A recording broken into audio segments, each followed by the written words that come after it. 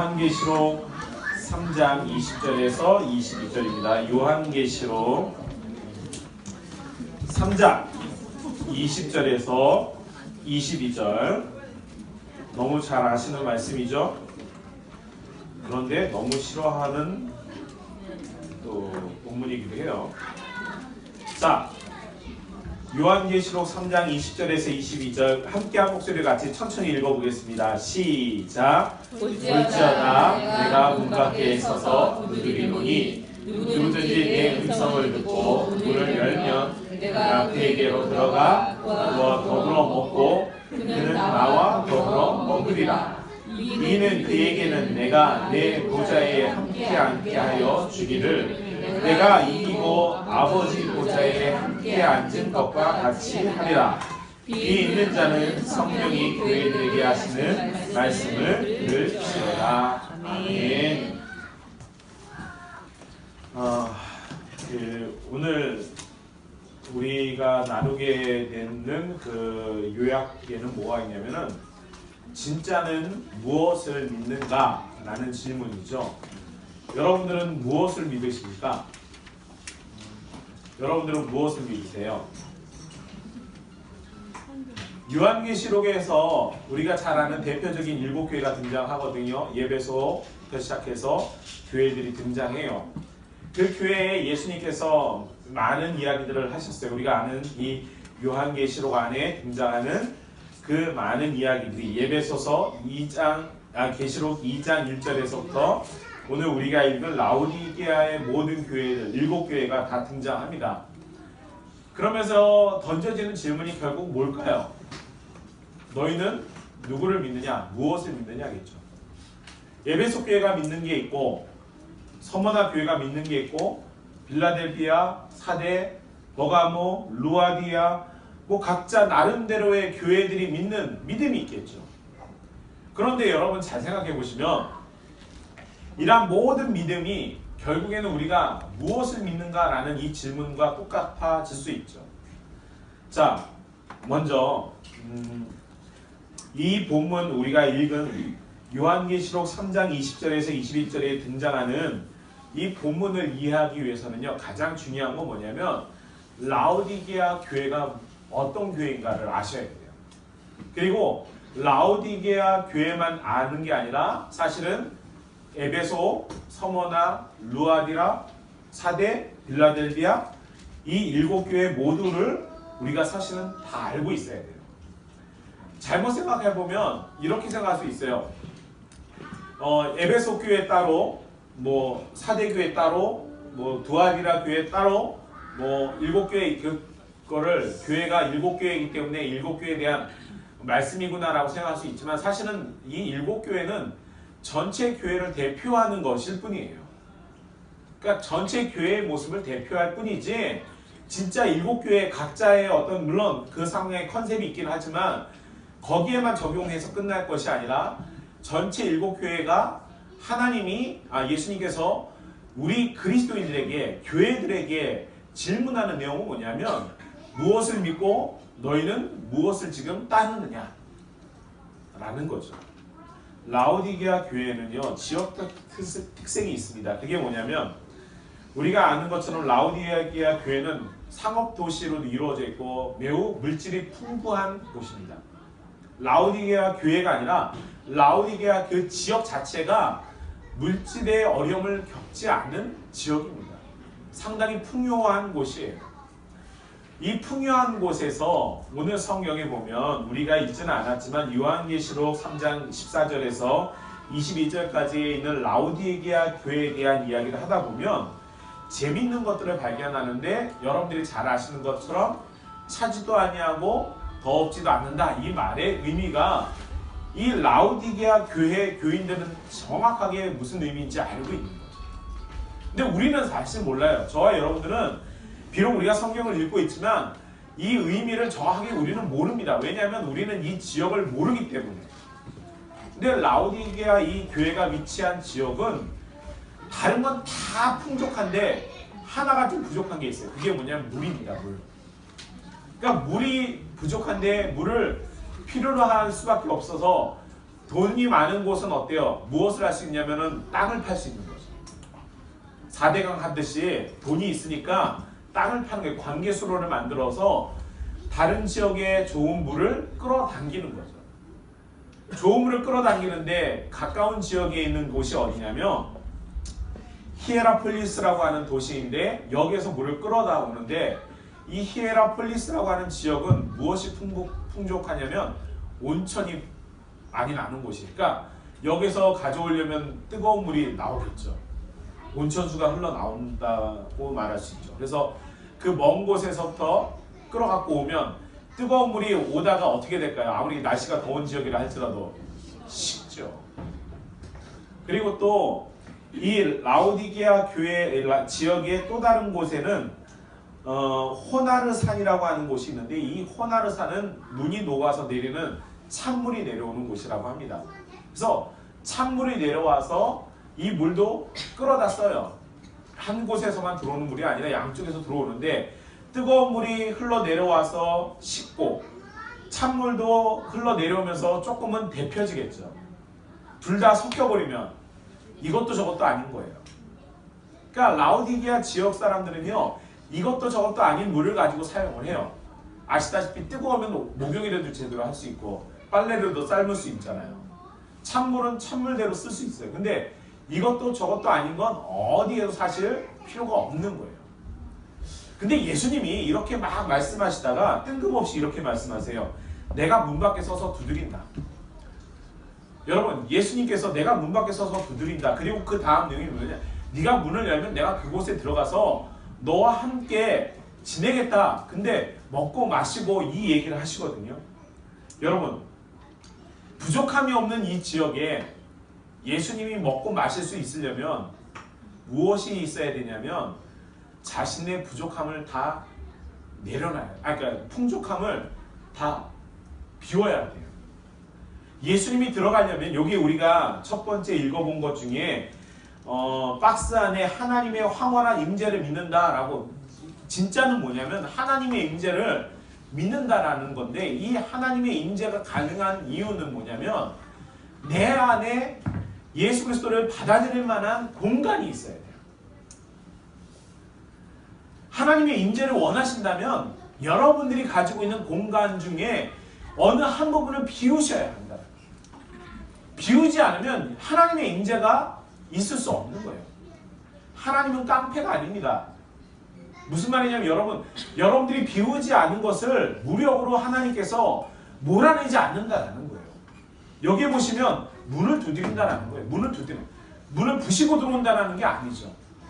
여러분 힘 있는 사람은 어떻게 해요? 부시죠. 능력 있고 힘 있는 사람은 앞에 뭐가 있든 그냥 부셔버리고 들어가면 되는 거예요. 그리고 정복하면 되는 거예요. 하나님의 그만한 능력이 없어서 예수님께서 문을 두드린다고 하실까요? 그건 뭐냐면 우리에게 비울 수 있는 기회를 주시는 거예요. 내가 세상의 모든 것을 가지고 살아가고 있는데 세상의 물질과 세상의 명예와 내가 세상에서 취할 수 있는 모든 것들을 내 안에 가득 채워놓고 있는데 누군가 밖에서 두드리는 거예요. 그리고 우리에게 요청하십니다. 내가 그곳에 들어가고 싶다. 내가 너와 함께 거하고 싶은데 너의 것 중에 어느 한 부분을 비울 수 있겠느냐는 거예요. 여러분 가운데 예수님이 찾아오셨어요. 문을 두드려요. 여러분들 그 음성을 들으시고 여러분들이 예수님을 초대하고 싶은 마음이 있으시다면 여러분들이 가지고 있는 것 중에 일부분을 비우셔야 해요. 그렇지 않으면 하나님의 임재는 우리에게 임할 수 없습니다. 하나님은 우리에게 그걸 원하시는 거예요. 예수 그리스도를 알고 난 이후에는 내가 예수님을 위해서 내 것 중에 비워야 할 것이 있는가를 자기 스스로가 알아보는 거예요. 진짜 그리스도인들은요, 내가 예수님과 비교해서 이것은 정말로 내가 예수님의 것을 취하고 예수님을 내가 소유하기를 원한다면 내 것이 무엇이든지 그것을 내가 비울 수 있는 마음이 우리에게 있어야지만 그게 진짜 그리스도입니다. 예수 믿으면서 끝까지 포기하지 않으면 예수님의 임재가 우리 가운데 임하기가 어렵죠. 제가 여러분들과 함께 하면서 사실 이게 요한계시록 저는 관심이 많긴 해요. 왜냐하면 제가 지금 마지막 때를 우리가 살고 있지 않습니까? 근데 요한계시록을 이해할 때 가장 중요한 것 중에 하나가, 이제 물론 다른 기회가 있으면 또 설명하면 좋겠지만, 요한계시록의 전체 내용은 무엇이냐면 1장부터 22장까지 전체의 내용이 뭐냐, 한마디로 말하면 이거예요. 나는 누구이고, 나는 누구이고, 또 나는 하나님께서 어떻게 하기를 원하는가. 제일 중요한 게 바로 오늘 라오디게아 교회 맨 마지막에 단어가 이게 있어요. 21절에 뭐라고 돼 있어요? 21절에 이기는 그에게는 내가 내 보좌와 함께 앉게 하여 주기를. 자, 내가 무엇 하기를 원하냐면, 내가 이기기를 원하는데, 이기면 어떠한 상황이 벌어지냐면 주님과 함께 앉는 상황이 벌어져요. 근데 이게 마치 무엇과 동등하냐면, 예수님께서 내가, 여기 보시면 내가 뭐라고 말씀하세요? 내가 이기고, 저를 보지 마시고 21절에 보시면 중간에 내가 여기서 내가가 누구예요? 예수님. 그렇죠? 예수님께서 이기시고 누구의 보좌 옆에? 자, 요한계시록에서 강조하는 게 뭐냐면, 이기는 사람은 나와 함께 보좌에 앉게 될 것이다. 마치 내가 사망의 권세를 이기고 세상의 모든 것들을, 사단의 것들을 다 이기고 나서 하나님 보좌 우편에 앉아 있는 것처럼, 너희들도 이 세상의 모든 시험과 환난 속에서 이기고 난 이후에는 나와 함께 머물 것이다. 동급이 되는 거죠. 그게 요게 뭐예요? 내 음성을 듣고 문을 열고 내가 그에게 들어가 그와 더불어 먹고 그가 나와 더불어 먹는 것과 무슨 차이가 있습니까? 같은 거죠. 근데 이게 왜 중요하냐면, 예배소 교회나 서머나 교회나 버가모 교회나 두아디라, 사대, 빌라델비아, 라오디게아 모든 교회가 사실은 다 무엇해야 되니? 이겨야 돼요. 이 7교회 모두가 최종 결론은 뭐냐면 이겨야 돼요. 이기지 못하면 어떻게 해요? 무적행의 사단의 음부의 권세 같이 하나님의 진노 가운데 놓여지게 되는 거죠. 이기는 자에게는 하나님의 상급이 주어지는 거예요. 여러분, 진짜는 이기는 자예요. 이기는 자. 여러분, 세상을 이길 수 있어야 되고, 여러분 시험을 이기셔야 되고, 여러분들에게 다가오는 모든 유혹을 여러분들이 이기셔야 돼요. 여러분, 누가 이기셨기 때문에? 예수 그리스도께서 이기셨기 때문에. 그래서 예배소 교회에 이렇게 말씀하세요. 뭘 이겨야 되느냐? 너희는 처음 사랑을 극복해야 된다. 그걸 너희들이 이겨야 된다는 거예요. 세상에 우리에게 가장 첫 번째 시련이 뭐냐면, 예수 믿는 자들에게 제일 먼저 다가오는 큰 시련은 뭐냐면 첫사랑을 잃어버려요. 예배소 교회의 이야기이기도 하지만 모든 그리스도인들에게 공통적으로 드러나는 한 가지 문제점은 뭐냐면 첫사랑을 잃어버려요. 그걸 이겨내야 돼요. 그걸 이겨내면 첫사랑에 대한 공포를 첫사랑을 이겨내고 극복하고 지켜내는 사람은 무엇에 대한 두려움이 없어요? 고난에 대한 두려움이 없어요. 그게 바로 서머나교회예요. 서머나교회에 뭐라고 말했냐면, 예수님께서 죽도록 충성해라. 죽도록 충성할 수 있는 원동력이 어디서 나와요? 첫사랑에서 나온단 말이에요. 여러분들이 아내를 죽도록 사랑하지 않는 이유는 첫사랑이 아니야. 첫사랑은 이렇게. 무슨 말인지 아시겠어요? 아, 진짜 제가 하고 싶은 말이 그거라니까요. 아내를 죽도록 사랑할 수 있는 이유는 첫사랑이 아직 작용하면 죽도록 사랑할 수 있는 거예요. 맞아요? 안 맞아요? 이게 연결고리가 다 있는 거예요. 그냥 따로따로 7개가 뚝뚝뚝 떨어져 있는 게 아니라, 사실은 예수님께서 전제 조건이 있는 거예요. 너희가 첫사랑을 극복해봐. 그럼 죽도록 충성할 수 있어. 고난에 대한 두려움이 없어. 그리고 그런 사람들이 죽도록 충성하는 자들이 잘못된 교훈을 지키는 자들을 용납하지 않습니다. 그게 버가모 교회예요. 그래서 예수님께서 버가모 교회에 뭐라고 말씀해요? 이름을, 주의 이름을 굳게 잡으라고 얘기해요. 너희들이 첫사랑도 잃어버리지 않고 너희들이 죽도록 충성할 수 있는 이유는 너희들이 예수 그리스도의 이름을 붙잡고 살아간다. 그러면 너희들이 이겨나갈 수 있는 것이다. 그리고 그 믿음을 저버리지 말아라. 그리고 날마다 회개하라. 이게 버가모 교회를 향한 예수님의 권면입니다. 그러면 그 다음에는요, 예수님의 이름을 붙잡아요. 믿음을 저버리지 않도록 노력해요. 회개해요. 그러면 이세벨의 잘못된 교훈이나 행음과 우상 숭배를 용납할 수 있겠습니까? 두아디아라 교회의 문제가 바로 그거였어요. 용납하거든요. 예수 그리스도의 이름을 붙잡지 못하면 세상의 우상을 용납하게 되는 거예요. 그래서 어떻게 해요? 예수님께서 끝까지 내 일을 지키라. 너의 일을, 너에게 맡겨진 일을 지키라 라고 말씀하세요. 그런데 만약 이것조차 못하게 되면 살았으나 죽은 교회예요. 제가 지금 7교회를 묶어서 얘기하는 거예요. 살았으나 죽은 교회예요. 이름을 붙잡는다고 너희들은 말은 하나 행함이 없고 실천이 없으면 죽은 교회다. 그러니까 거기에서 회개하고 돌이키라는 거죠. 그러면 어떠한 일이 벌어져요?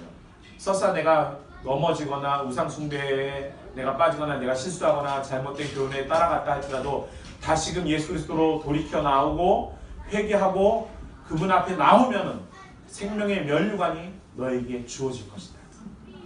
그게 빌라델비아 교회에 향한 예수님의 말씀입니다.